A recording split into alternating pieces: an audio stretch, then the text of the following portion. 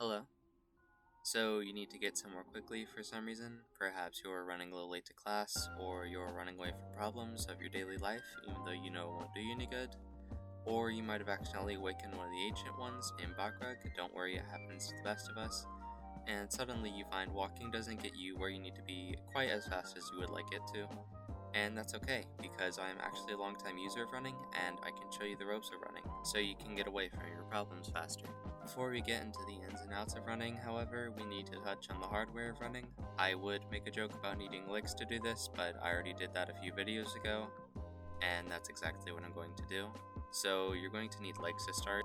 On top of needing legs, you're going to need shoes in order to go quickly, so you don't poke your feet on little things on the ground like rocks or spiders or taxes. I don't actually know much about shoes, but these are the ones I'm using. In case you don't know what these are, they're running shoes. I've had them for a while, but they work pretty well. I actually run faster in these shoes than any other kind of shoes. You can tell because they are brightly colored and have a logo on them. In case you didn't know, the brightness of the color of your shoes affect how fast you go. So before you consider running, you're going to want to get a color of brightly colored shoes, and of course they're going to need a logo on them. Don't worry about what the logo is, it just needs to have one. Now that you're fitted out with a nice pair of shoes, we need to find out how fast you need to be going in order to get where you need to go. For instance, class doesn't move, but it does have you on a leash, and you do need to go to it. So just make sure that you get up on time, and you won't have to worry about running late to class. But we both know you aren't going to do that, so a small jog should have you covered. Moving up the list of problems, you have basic tasks throughout the day, like laundry and the garbage. Fortunately, it isn't very fast, only moving at about 3 miles an hour or 5 kilometers an hour if you aren't American. So it's going to be pretty easy to run away from these problems. You can even put them off for a while and get away with it. Unfortunately for you, they don't need to sleep, and you do, so eventually they'll catch up to you. Getting a little more intense, you have responsibilities.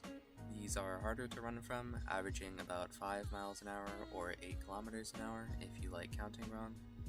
Generally, you can only run from this for a day or maybe 2 if you're good at it, so you might want to invest in getting around faster. Skip getting better shoes, you're going to want to get a car. You're going to need a license and gas for this one. If you don't have those on hand, you can call an Uber to take you away from your problems. This should buy you about 45 hours before you reach the other side of the country, less if you don't live on one of the coasts. With your problem still on your tail and nowhere else to go, you could take a boat, but most responsibilities are actually pretty good swimmers, so a plane is really your only option here.